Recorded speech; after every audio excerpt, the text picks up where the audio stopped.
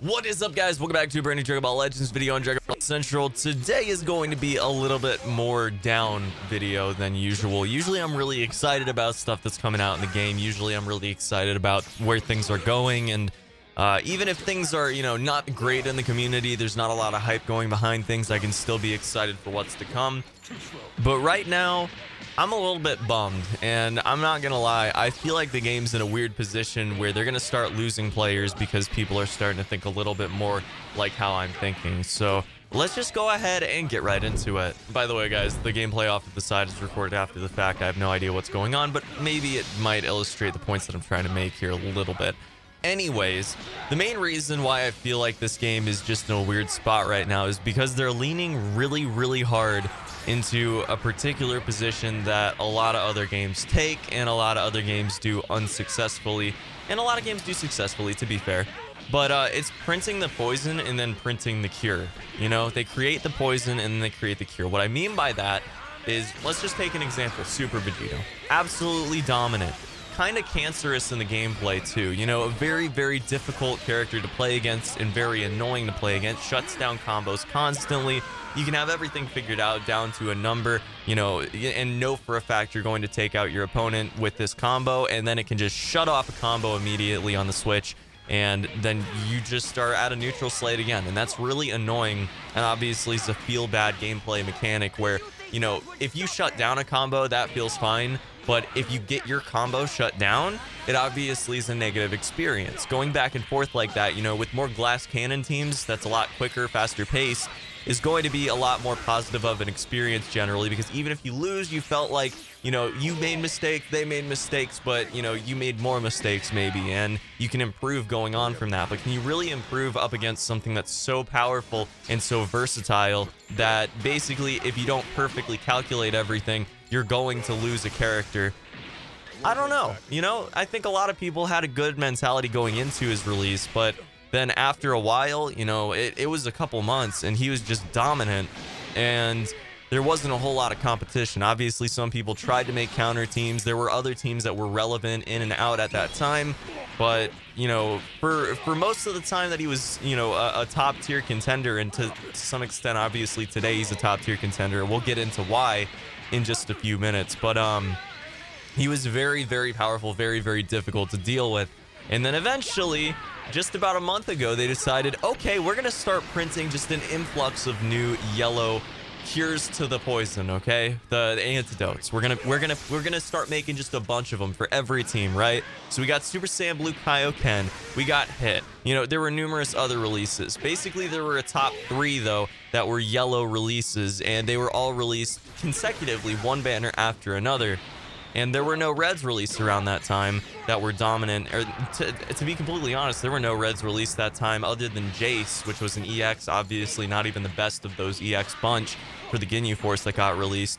But there were no reds that got released around that time to counter the yellow threats that were being dropped. So we saw a yellow meta, and people were building their teams around it, obviously. And for a couple weeks, that was exactly, what you were expected to do to be competitive in this meta, was get one of the new yellow characters, whether it be Super Saiyan Blue Kaioken or Hit, and then, or even going a little bit farther back, Full Power Frieza, obviously, and then throw them on the best team that you can and go and dominate PvP. If you didn't have them, then you try to build a counter team. And the thing that was good about this meta, and I will say credit to them because they did this particular one properly in my opinion, is that we had Sun Family, which, included Super Saiyan 2 Gohan Legendary Finish. Obviously, it was a very relevant contender, and till today still is a relevant contender, albeit, today not as much so as just a couple weeks ago. But still a very powerful team that has a very solid build-up, a lot of fantastic equipment, and basically is going to be a relevant contender going up against those yellow teams for the entire time that they were a top tier, Z tier meta threat. So that wasn't really that bad, although I will say that my opinion of the game was starting to wane a little bit at that point, because I knew it was pretty obvious what they were trying to do. They were trying to take the annoying fusion team that stuck around for well over a month and then just absolutely smack it down, just backhand that team into next week, you know what I mean?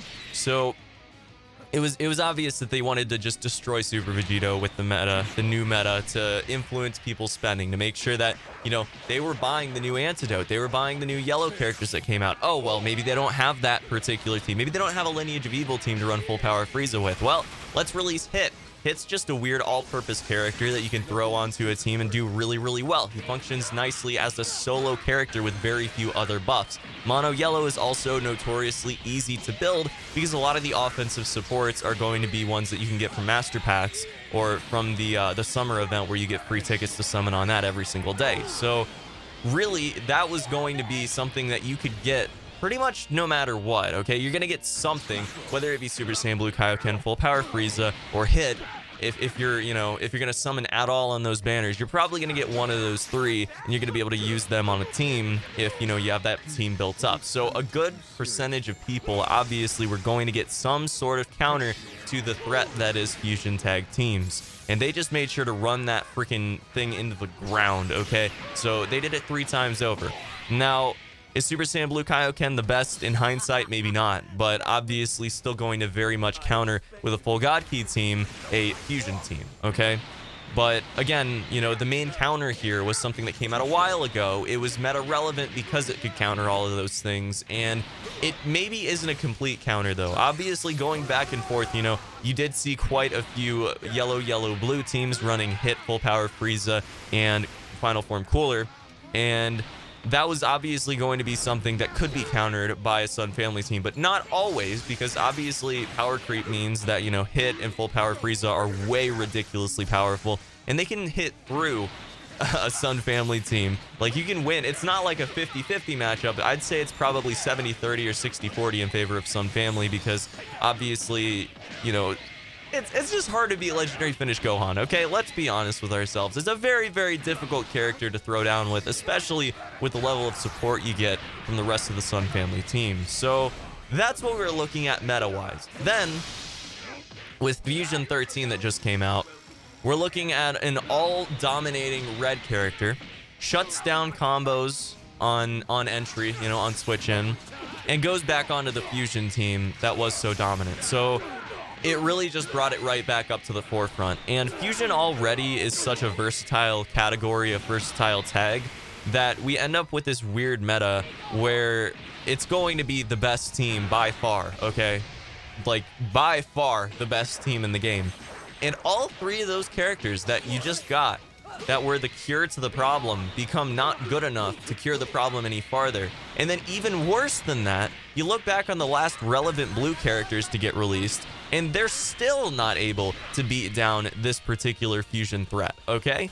And basically, if Fusion Team gets a green character at any point in the near future that's good, okay, that's power creeped and meta relevant, then it's going to just continue to be dominant. And obviously then they're going to switch it up and release a purple character that's just a cure to the poison again. And this cycle just keeps on going. And the problem is that the hype hasn't continued to like push forward like everything else, okay? So we're in this position where we as YouTubers and we as content creators, we've got to keep buying this stuff. We got to keep filling into this at these low rates and spend a ton of money to be able to keep up and give you guys the content that you want to see. This happens on a weekly basis. And, you know, I spent $50, $50 on the last banner, and I got nothing to show you guys for it. Literally nothing. And that's how gacha games go. That's how RNG goes. But it wasn't as egregious, you know, it wasn't as over the top to like literally print something that counters the last 3 weeks of banners the next week. You know what I mean? So now I feel like going into PvP, my yellow blue team, it's not good enough. And it just objectively is going to get smacked down many times out of 10 out of 100 matches up against the current Fusion team with Fusion 13. This is going to continue to happen on a weekly basis, guys. I guarantee you the next threats to come out are either going to be red, so they can continue building up the ridiculous opposition that the current yellows are facing, or it's going to be blue to counter the red that just came out that everybody's complaining about that's very, very powerful. It's something that doesn't need to happen, you know? They don't need to do it this way. And I think honestly that this has been going downhill in this direction ever since the release of Super Vegito. And they didn't address Super Vegito being ridiculously powerful by releasing any yellows for about 2 months. And they finally did, and then they just went overboard and released 3 in a row. And now suddenly we're in a position where the 3 most power creep units that came out over the past month are destroyed by the last banner. And you feel like you have to summon on that banner to be able to keep up. And obviously this is what they're going for with the PvP endgame, and making it feel like you have to keep spending to keep up and make it so you have the best team. I'm not saying that there's anything wrong with that. I'm just saying that their frequency of releases and the fact that they also put out 3 of them in a row in one color and then immediately just backhanded that color into next week. I think there's something wrong with that. And it's making me not enjoy the game as much. You know, I queue up every day. I do a few PvP matches at least, if not more than that, for videos or things like that. But at least I do a few of them, just knock out my dailies and things like that. And I just find myself enjoying it less and less. It's like there's no counterplay to it, you know? Obviously, out of 10 matches, you're not going to lose all 10 matches. So sometimes you win and you feel okay about it. But it's so stacked against you. The odds are so against you that it's just not fun anymore, you know? Like, I don't know, man. I get really frustrated with this game because it feels like at this point the power creep and the whole, you know, print the poison and then the cure to the poison, like, they're doing it at a much accelerated rate compared to where they usually were doing it. And metas seem like they come and go week to week now, as opposed to month or by month to by month, you know?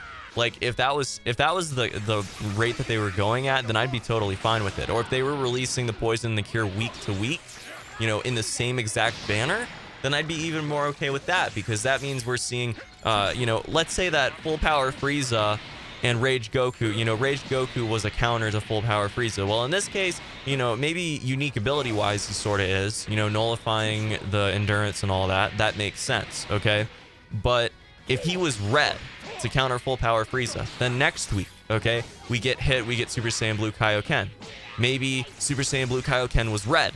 Maybe hit was still yellow.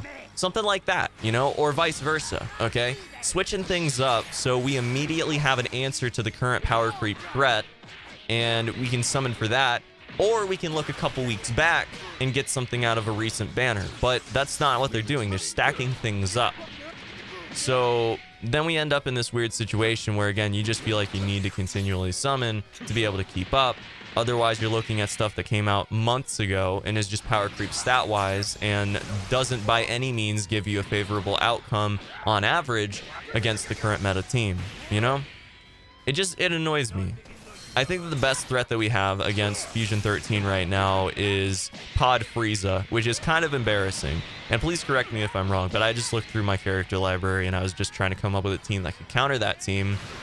And there really aren't a ton of them right now. If you get in a full rotation from the beginning of a match, I mean, I guess Lineage of Evil has a good matchup, but that's pretty much it, man. And even then, the power creep stat lines and unique abilities are just ridiculously offset. So, I don't know.